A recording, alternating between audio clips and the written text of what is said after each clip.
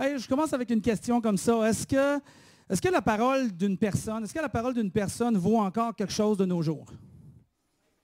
Est-ce que la parole d'une personne vaut encore quelque chose de nos jours? Si quelqu'un te dit, je te vends ça là, sur Marketplace, c'est le mot que je cherchais. Je te vends ça sur Marketplace. Est-ce que vous êtes capable de dire, la personne te dit, pas de problème, je te le garde, je te le réserve, reviens-moi d'ici 2 semaines. Tu ne donnes pas d'acompte, rien. Est-ce que tu dors en paix pour avoir ton morceau, là? Je pense pas, moi non plus. Je pense pas. Fait que, on aimerait que ça vale fort, mais je ne suis pas sûr. Je suis pas sûr. Moi, quand j'achète sur Marketplace, je ne sais pas vous, là, mais quand j'achète sur Marketplace, je donne un acompte.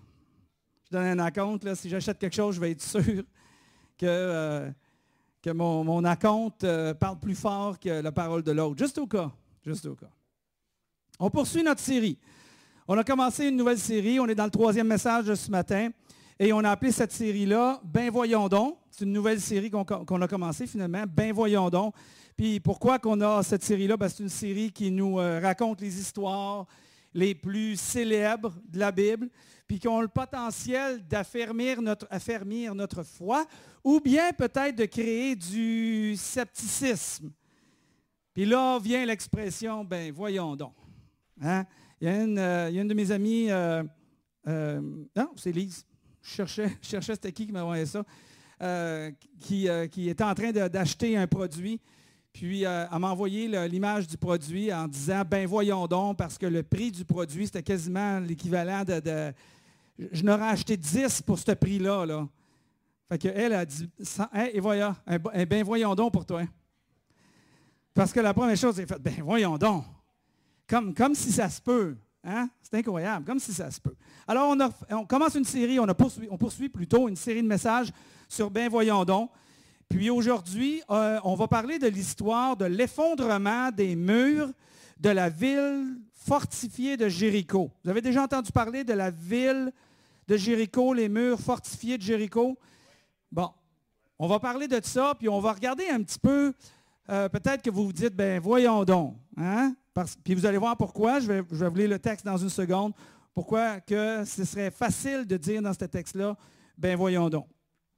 L'auteur du livre de Hébreux, hein, pour nous donner pour commencer avec ça, l'auteur du livre de Hébreux écrit dans le 1er siècle après Jésus-Christ, dans le 1er siècle qui a suivi la résurrection de Jésus-Christ, il a écrit spécifiquement cette lettre-là, hein, à des Juifs qui avaient mis leur foi en Jésus-Christ. Comme vous, comme moi, si vous avez toutefois choisi de mettre votre foi en Jésus.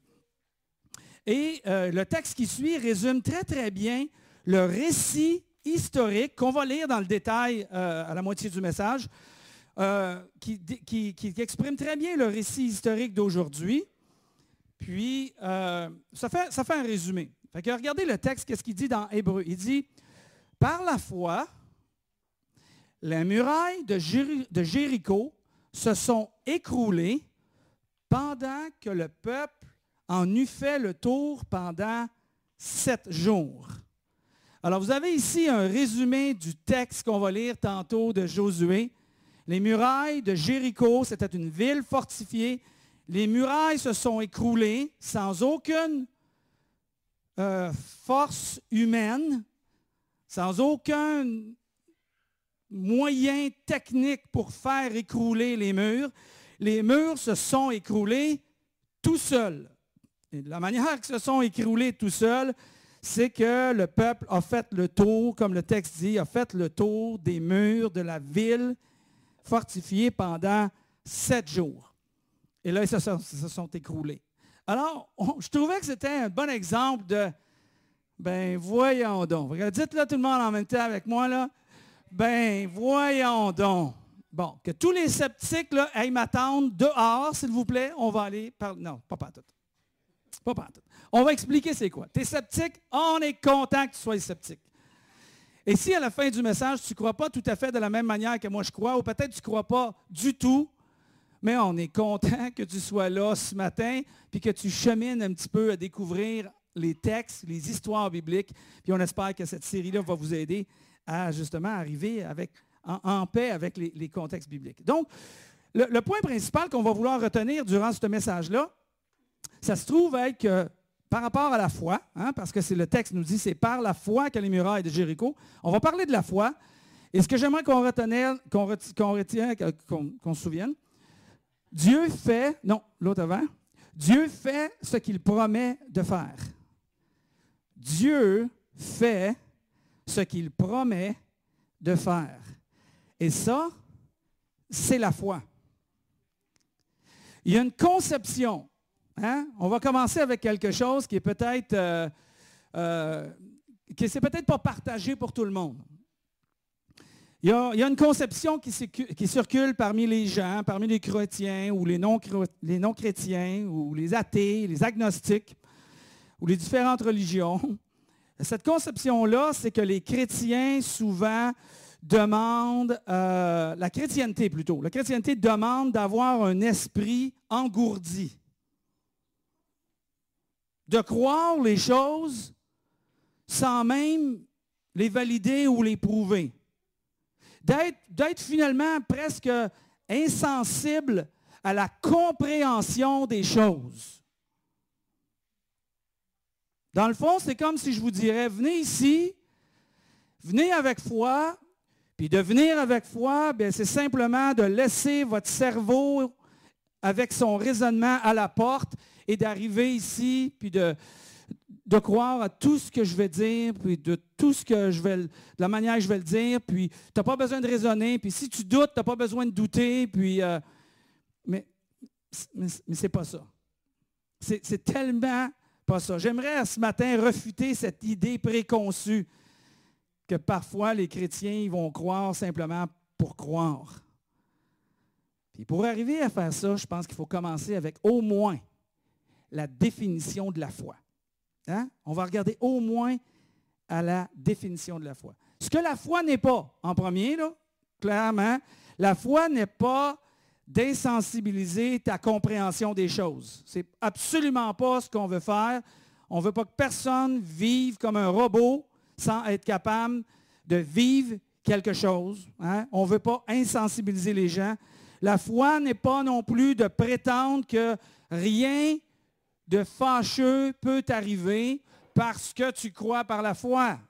Ça serait complètement... Je pourrais vous sortir tellement de passages que juste les passages pourraient peut-être vous convaincre, mais c'est le seul temps qu'on aurait eu, c'est de vous montrer les nombreux passages que les nombreux apôtres et les nombreux chrétiens de l'époque qui avaient une foi immense étaient complètement persécutés, frappés, rejetés, haïs, ça a été brûlé, mangé par les lions. Et pourtant, il y avait la foi, une grande foi. Alors les gens, même, la version originale, depuis le début avec Jésus, la version originale de la foi ne prétend pas que les choses ne sont pas ce qu'elles sont. Parce que c'est la foi, là, je ne vois pas. Non, ce n'est pas ça qui va arriver. C'est pas de même ça va se passer. C'est pas ça que moi je veux. Puis parce que je dis que ce n'est pas ça que je veux, ce n'est pas ça qui va arriver, parce que j'ai la foi. On va essayer de continuer à démystifier cette idée-là. Alors les gens plutôt ne prétendaient pas au début, la version du début, que les choses étaient meilleures que ce qu'elles étaient vraiment. Qu'est-ce qui est difficile est difficile. Ce qui est éprouvant est éprouvant. Ce qui est décourageant est décourageant. Ce n'est pas parce qu'on manque de foi qu'on voit de cette manière-là. Alors qu'est-ce que la foi? Et quel est son rôle? Alors, on va regarder ça. Et pour moi, c'était très révélateur de prendre le temps d'arriver à de décortiquer le passage qui nous enseigne, qui nous explique c'est quoi la foi. OK? La foi, je vais donner cet exemple-là même avant d'aller plus loin. La foi, une autre chose intéressante avant, la foi, ce n'est pas un moyen de coercion, de forcer Dieu à faire quelque chose qu'il n'a pas prévu de faire, en disant que si on a assez de foi, on pourrait faire Dieu ceci ou cela. Hey, ma foi est tellement grande que je pourrais forcer la main de Dieu pour arriver à faire que ce que moi je veux à force de le demander ou en criant fort devant Dieu pour le demander ou en me mettant à genoux à quatre pattes devant Dieu pour le demander, en faisant des actions en échange d'une prière que Dieu pourrait m'exaucer. On ne force pas Dieu. La foi n'est pas un moyen de coercion, ce n'est pas un moyen de forcer Dieu pour arriver à nos fins, exactement, pour arriver à nos fins. Hein? Il y a des gens qui prient, et ça, c'est peut-être votre cas. Là. Regardez bien ça. Si vous avez détaché de la foi pendant longtemps, si vous avez détaché de l'Église pendant longtemps, si vous ne croyez pas trop à la chrétienté, c'est peut-être à cause de ça, là, ce que je veux dire là. C'est peut-être à cause de ça. Puis on va essayer de changer ça. On va essayer de vous aider dans ce sens-là. Il y a des gens qui prient au chevet d'une personne malade, puis mourante, puis ils demandent à Dieu d'intervenir, puis Dieu d'intervenir, puis Dieu d'intervenir, puis qu'est-ce qui se passe? Dieu ne fait rien. Et là, et c'est encore pire quand les gens disent « Ah oui, Dieu va le guérir, Dieu va le guérir, Dieu va le guérir, Dieu va le guérir », puis la personne meurt. Et là, il y a de la famille qui est autour, non chrétienne. Il y a des non-croyants qui sont là autour. Il y a des gens qui sont athées, il y a des gens qui sont agnostiques. On a juste rempli, on a juste nourri leur athéisme. Et là, les gens commencent à douter qu'il y a un Dieu qui écoute vraiment. Et on se dit, mais pourtant, j'ai prié avec foi. Est-ce qu'on a prié avec foi ou on a prié? C'est pour ça que je pense que c'est important de définir la foi. L'auteur de Hébreux, dans le même contexte, l'auteur de Hébreux nous dit, mettre sa foi en Dieu, c'est être sûr, certain, de ce qu'on espère. On va arrêter juste là pour commencer, on va aller lire après. La foi, mettre sa foi en Dieu, c'est être sûr. C'est quoi être sûr? C'est avoir une pleine confiance, une pleine confiance. Je suis sûr de ce qu'on espère. J'ai une pleine confiance dans ce que j'espère. Qu'est-ce que l'espérance? C'est quelque chose qu'on veut qui arrive, mais tu n'as pas de garantie. C'est ça, hein? On dit « j'espère ». J'espère que ça va arriver. J'espère que tu vas avoir un job. J'espère que tu vas avoir des sous. J'espère que tes enfants vont venir te voir. J'espère que... Hein?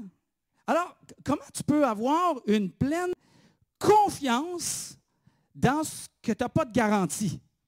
Ça s'oppose ici. Hein? Vous voyez comme moi que ça s'oppose.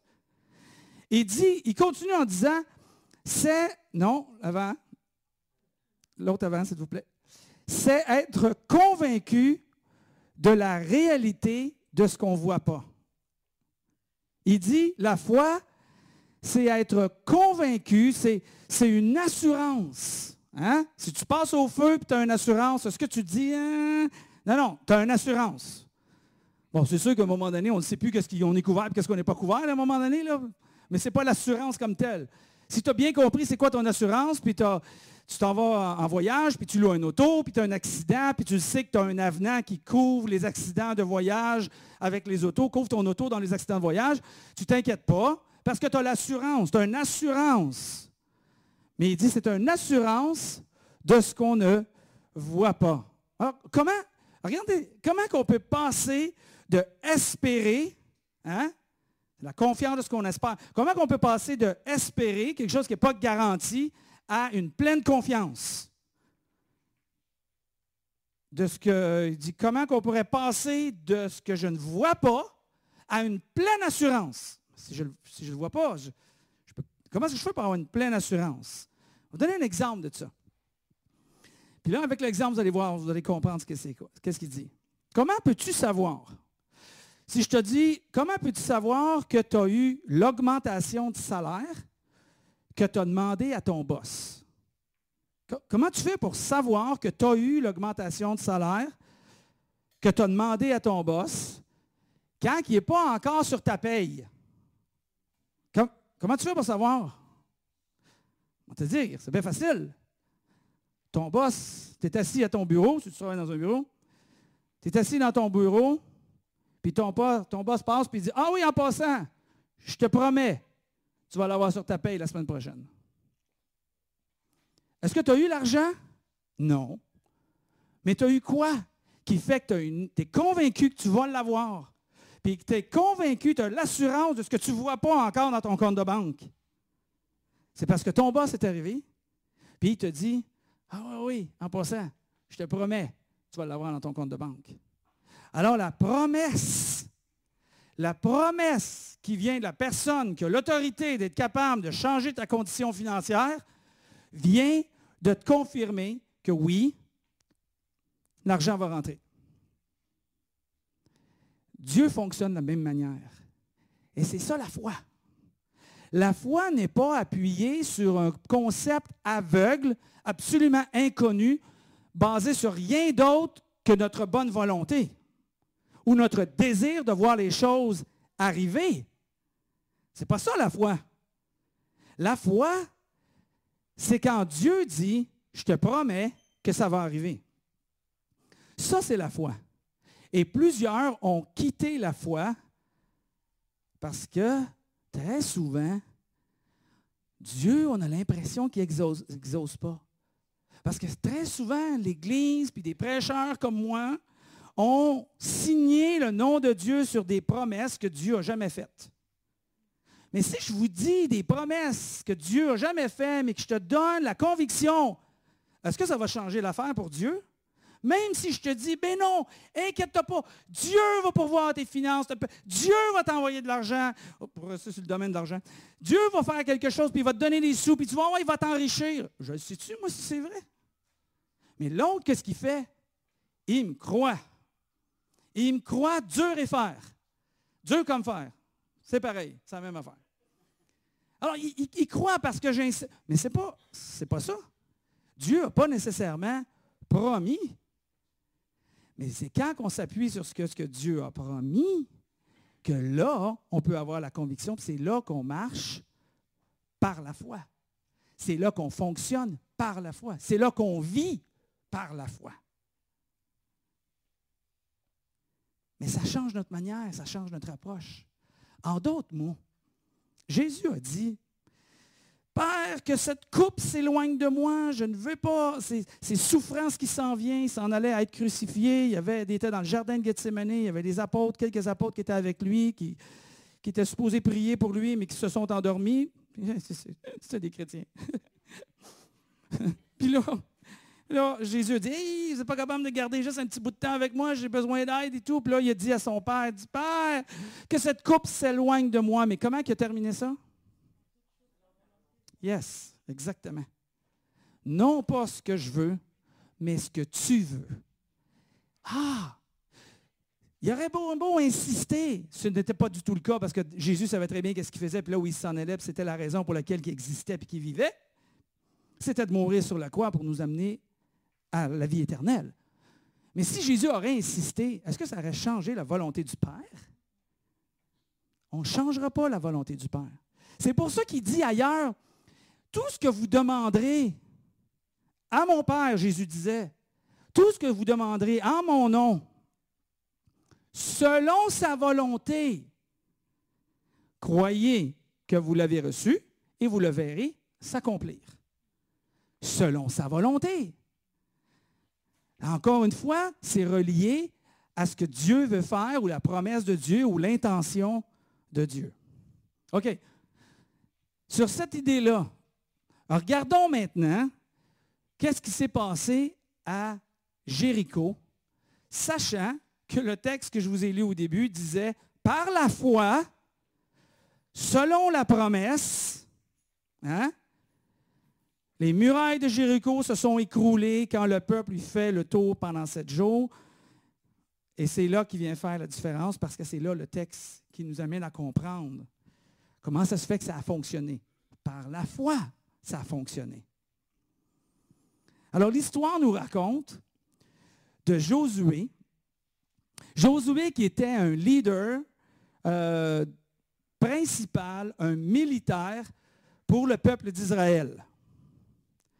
Il dirigeait le peuple. Il a été la succession de Moïse. Et là, il dirigeait un peuple de 3 millions de personnes ou à peu près. L'objectif était de traverser le Jourdain, la rivière du Jourdain, pour entrer dans la terre promise de la Palestine. La terre promise était le territoire, la pièce, les acres qui avaient été promis de Dieu au peuple d'Israël. Cette promesse-là avait pris place à Abraham, pour ceux qui suivent un peu l'histoire biblique, 400 ans avant. Donc, Josué est rendu au moment de rentrer dans la terre promise avec le peuple d'Israël, selon la promesse que Dieu avait faite à Abraham 400 ans plus tard, que le peuple d'Israël rentrerait dans la terre promise, le territoire que Dieu a préparé pour Israël. Et là, quand on lit le texte, peut-être qu'à partir d'ici, ça pourrait créer un genre de scepticisme puis d'être capable de dire, ben voyons donc, comme si Dieu serait amour. Comme si Dieu ferait écrouler des murailles d'une ville fortifiée dans une bataille. Comme si Dieu tuerait tous ces gens-là. Hein? Peut-être vous pensez ça, ou vous avez entendu ça, ou vous allez rencontrer d'autres personnes qui ne croient pas, qui ne comprennent pas encore, qui vont arriver à une certaine conclusion que Dieu n'est pas amour. Parce que dans l'Ancien Testament, il y a plein de guerres, puis Dieu détruisait le monde. Attends un peu. Il faut regarder les contextes. Parfois, si tu lis ta Bible et tu regardes, écoutez ça, là. Je vois tellement d'erreurs de gens que leur comportement est changé parce qu'ils lisent un passage avec une lettre majuscule puis qui finit par un point avec une phrase, puis là, ils appliquent ça dans leur vie sans comprendre le contexte avant et après de la phrase. Ça change complètement. Si je te dis, viens manger à la maison, tu vas penser quoi? Ben, après-midi? Demain? Ou tu vas commencer à dire à tout le monde, « Hey, le pasteur de l'Église, il invite toujours tout le monde à la maison de venir manger chez lui, toujours, tout le temps. » Mais là, si tu dis ça, on va avoir des problèmes à la maison, nous autres. Mais si tu lis juste la phrase, ça ne marche pas.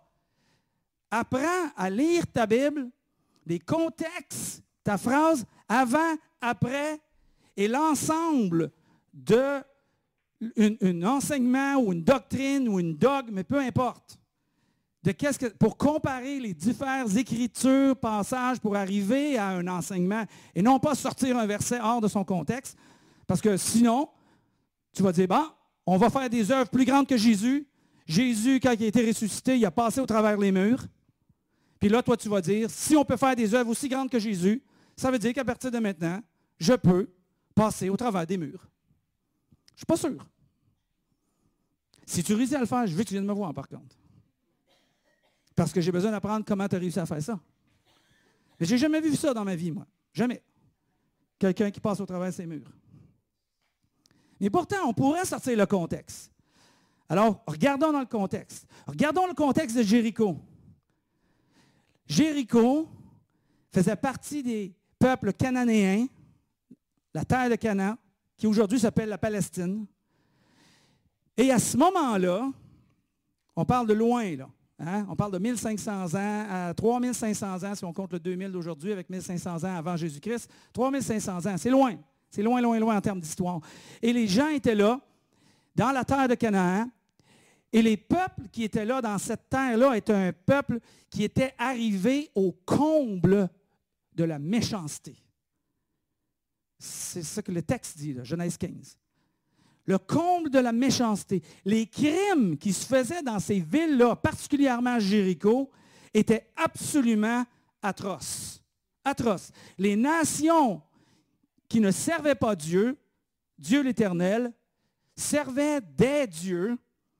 Donc, c'était ce qu'on appelait des nations païennes qui étaient excessivement cruelles. Et il y avait des pratiques cruelles et absolument inhumaines, particulièrement envers les femmes et les enfants. Particulièrement envers les femmes et les enfants. Et Dieu, donc, avait donné à ces nations des centaines d'années pour changer leur comportement, mais les contextes bibliques nous ramènent à la pensée qu'ils devenaient de pire en pire. Ils avaient une folie meurtrière. Un des textes que j'ai ressorti pour votre satisfaction, ces gens faisaient pour leur Dieu, pluriel, toutes sortes de choses que l'Éternel Dieu a en abomination et qu'il déteste. Ils allaient même jusqu'à brûler leurs fils et leurs filles en sacrifiant à leur Dieu. Puis c'est ça, c'était pas, selon l'historique et les histoires que j'ai lues, c'était pas quelque chose qu'ils faisaient une fois de temps en temps. C'était complètement régulier. Juste pour nous aider, quelque chose un peu plus proche de nous d'aujourd'hui, serions-nous plus susceptibles d'accepter un jugement de Dieu ou que Dieu intervienne sur les nazis qui ont tué à l'époque 6 millions de Juifs, 3 millions de Polonais, 300 000 personnes handicapées et atteintes de maladies mentales et qui a causé une guerre de 60 millions de morts? Est-ce qu'on trouverait ça, il est temps que quelqu'un intervienne? Je crois que oui. Dieu a exercé une patience énorme pendant 400 ans à cette nation d'Israël, plutôt aux terres de Canaan, les nations que Dieu a demandé de chasser. Alors le texte continue dans cette pensée. La ville de Jéricho avait soigneusement fermé toutes ses portes et s'était barricadée derrière par peur des Israélites. Plus personne n'entrait ni ne sortait par ces portes-là. Alors la ville de Jéricho, pour imaginer, était une ville qui était fortifiée. Il y avait une forteresse tout autour de la ville. La ville était fortifiée de murs. Les murs avaient, selon les recherches archéologiques qu'on a découvertes, parce qu'on en a découvert des recherches archéologiques sur la ville de Jéricho dans les années 1900, et on a retrouvé aussi en 1997 d'autres recherches qui valident justement avec des évidences de cette période de temps de Jéricho. Les murs avaient relativement 46 pieds de hauteur. Alors, c'était vraiment une ville fortifiée. Dans cette ville, il y avait suffisamment d'autonomie pour que les gens puissent vivre et manger sans être obligés de sortir pour aller au dépanneur.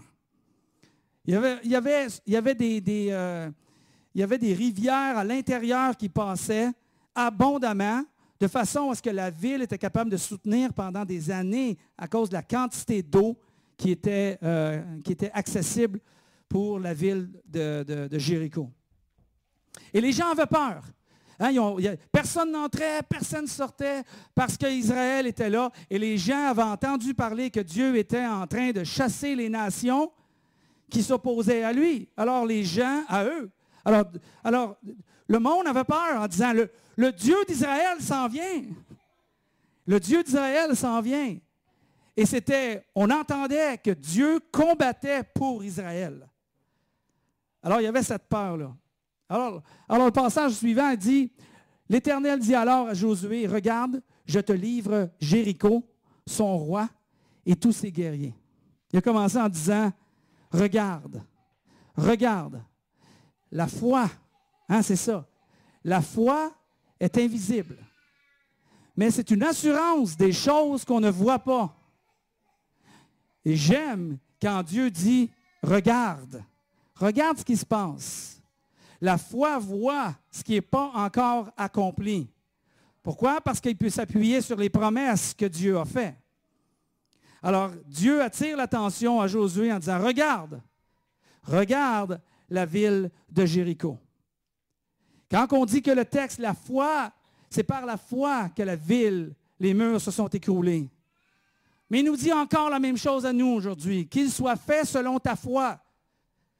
Ta foi hypothétique, ta foi parce que tu es persévérant, ta foi qui va forcer Dieu la main, ou ta foi qui s'appuie sur des promesses et des choses que Dieu nous a enseignées, Dieu nous a montrées.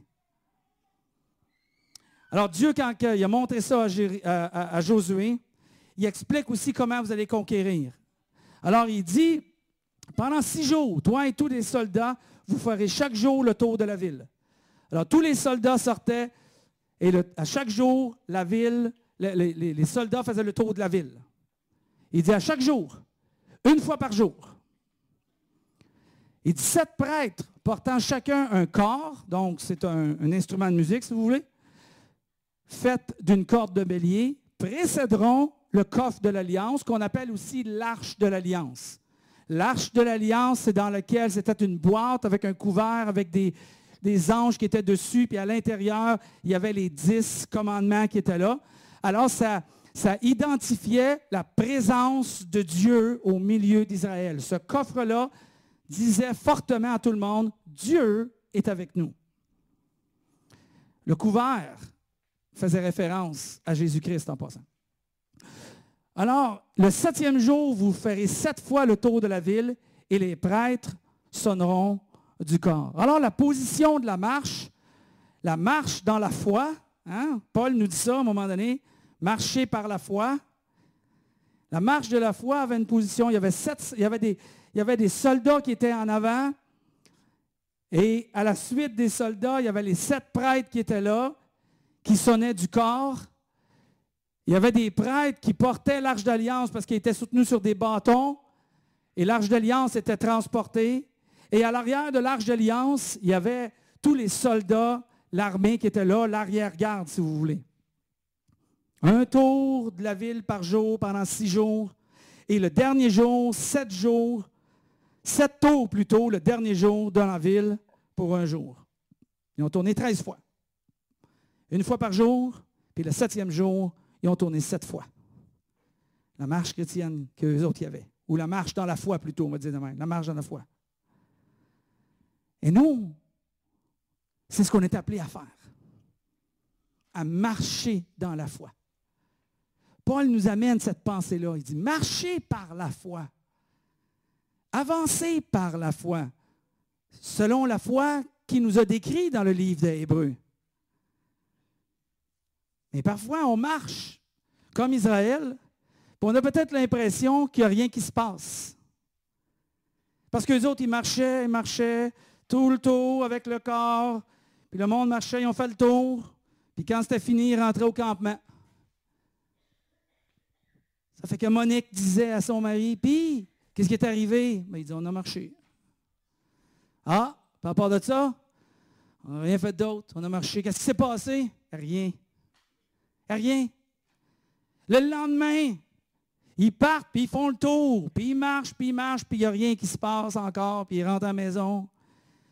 Puis Monique, il dit, puis, comment ça s'est passé? Rien. Il n'y a rien qui se passe. J'ai l'impression que je prie, puis il n'y a rien qui se passe.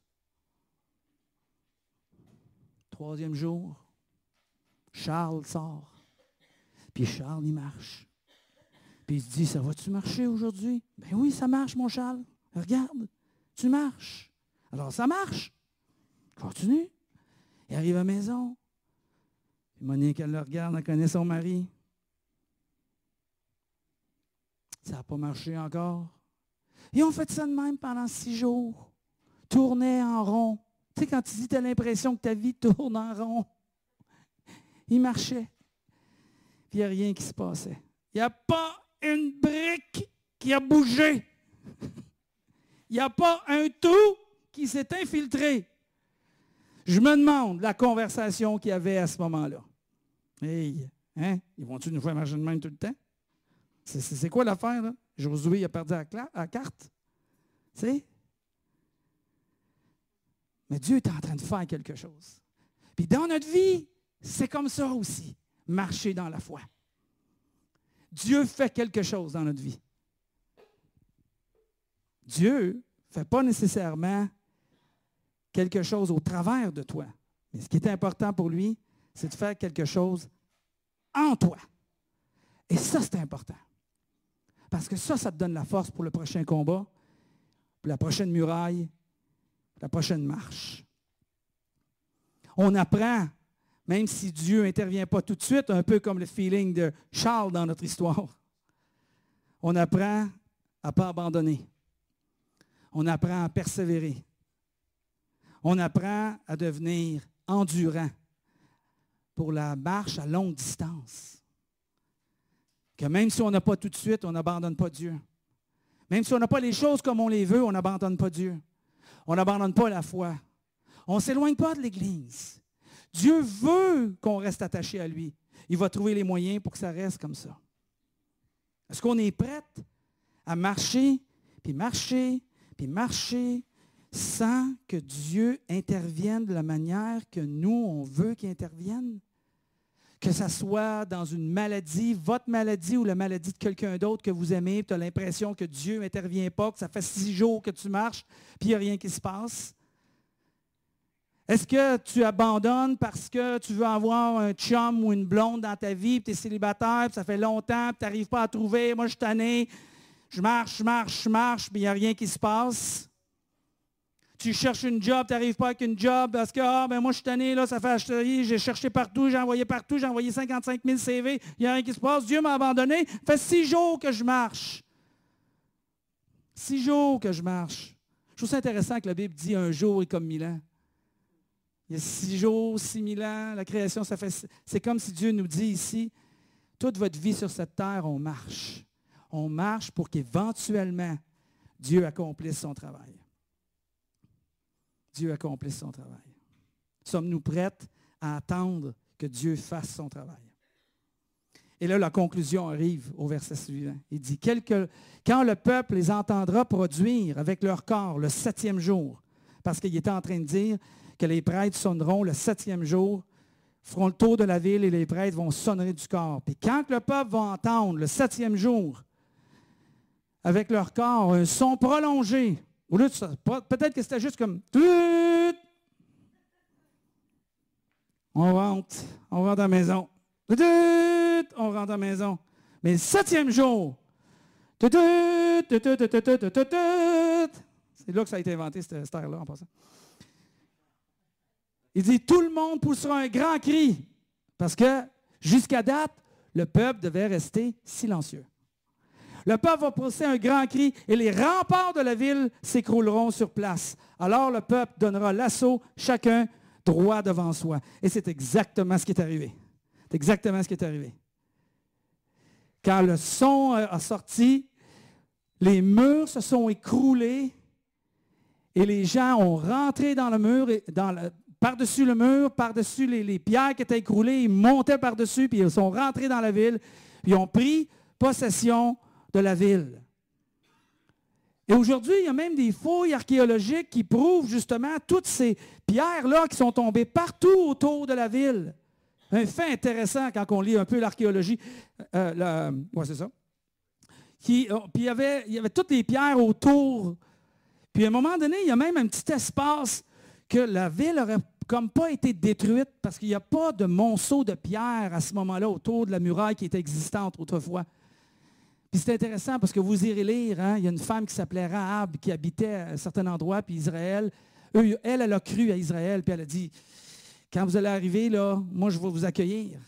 Puis elle a cru par la foi. Elle a vraiment cru, elle. Mais elle habitait sur le rempart. C'est comme si elle habitait là, puis ça ne s'était pas écroulé. En tout cas, je trouvais ça intéressant. Je me disais, Dieu fait bien les affaires. Il ne fait pas les affaires juste à la moitié. Et peut-être vous me direz, ouais, mais comment ça se fait que Dieu, s'il voulait détruire, pourquoi est-ce qu'il n'a pas simplement détruit, comme ça, détruire les murailles, puis let's go, on s'en empare. Mais ça, c'est comme nous aujourd'hui. Dieu a un plan, Dieu va accomplir, mais il veut qu'on soit responsable. Parce qu'il y a un travail à faire en dedans de nous. En dedans de nous. Il sait qu'on va avoir récompense pour le bien qu'on va avoir fait. Alors, il veut qu'on puisse le faire. Alors, il nous demande d'agir avec responsabilité, puis de marcher à tous les jours notre marche chrétienne par la foi. C'est ce qu'il nous demande de faire. C'est ça qu'il nous demande de faire. Paul, il dit, vous savez comment je fonctionne par rapport aux murs qui sont écroulés? Et Paul amène, d'abord, il ne mentionne pas, mais j'ai comme l'impression qu'il fait référence au mur de Jéricho. Parce qu'il dit, nous, là, les chrétiens, il dit, on ne combat pas avec les armes que le monde utilise. Il dit, on a des armes spirituelles. Et ces armes spirituelles-là nous permettent de renverser les forteresses. Et quand il parle de renverser les forteresses, il est en train de parler de renverser les faux raisonnements. Tu sais, tous les faux raisonnements qu'on a besoin d'apprendre à avoir le point de vue de Dieu. C'est pour ça qu'on se rassemble, pour ça qu'on lit, c'est pour ça qu'on prie, c'est pour ça qu'on échange, pour ça qu'on communique. On veut renverser les forteresses de nos idées de faux raisonnements pour amener nos pensées à être dans la vérité de Jésus-Christ. Et Paul, il dit, on utilise des armes qui sont extraordinaires. Il dit, la parole de Dieu est une arme extraordinaire. Le renouvellement de l'intelligence. Oui, j'aimerais ça que tu joues, mon ami. Renouvellement de l'intelligence. Du discernement. Il dit, je vous donne du discernement des esprits. Je vous donne bien sûr la prière. Je vous donne, apprenez à défendre l'Évangile. La présence de l'enseignement de Dieu au travers de l'Esprit Saint qui nous enseigne les paroles de Dieu. Ce sont ces éléments-là, ce sont ces outils-là qui nous donnent pour renverser les forteresses. Nos forteresses. Les forteresses des gens qui sont captifs dans leurs pensées, éloignés de Dieu, qui ne comprennent pas le point de vue de Dieu. C'est ce qu'il nous donne. Marche avec moi, il dit. Marche avec moi.